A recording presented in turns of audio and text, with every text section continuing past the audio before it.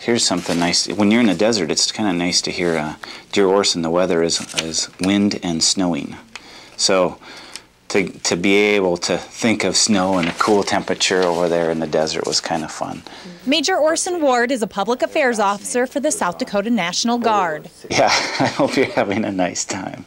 And here's another one. I hope you don't get hurt by anything. But a few years ago, Major Ward was a battalion maintenance officer, serving with the 153rd Engineer Battalion in Iraq. I was there for a total of 376 days, but who's counting? And I was responsible for the maintenance of a mechanized engineer battalion, a combat engineer battalion, and making sure everything ran right, all the parts were available, and so that we can do our mission, which our primary mission was to remove roadside bombs. I served with the 842nd Engineer Company, and we were stationed at the Baghdad International Airport. We were a horizontal company, and so we cleared land and we built camps and roads and did a lot of dirt work.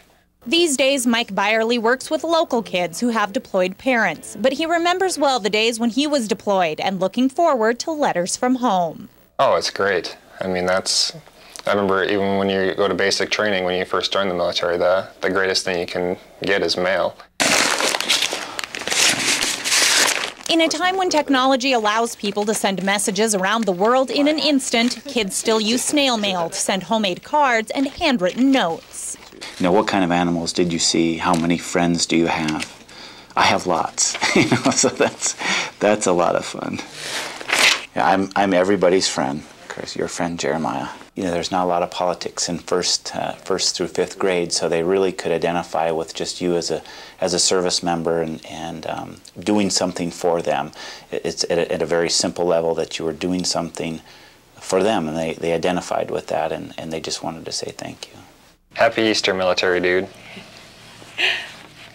Thank you for saving our country. Have a blessed Easter day. My name is Ashley. Whenever you're away from home, there's two things that service members typically live for, and that's chow and mail call. And I think most times people would prefer to take mail call over getting something to eat, because there's nothing better than getting a piece from home. It just sustains you a lot longer than a meal would. So. It's a sentiment that service members have expressed through the years. Chief Warrant Officer Edward Deering Jr. was aboard the USS Shreveport during the first Gulf War. I don't exactly know how he got my letter sent all the way from Deadwood, South Dakota, but he did, and he wrote back and even sent souvenirs from the Middle East.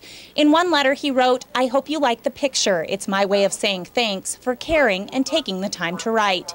In another letter he said, "Thanks for the gifts. I showed them to almost everyone." Yet another tradition that continues in wartime today.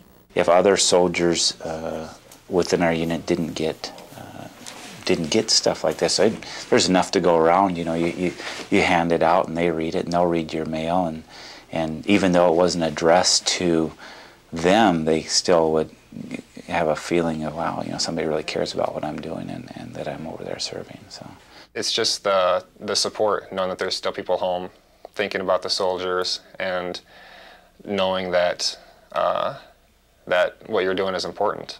You know, and so it keeps you going. It says, God loves you.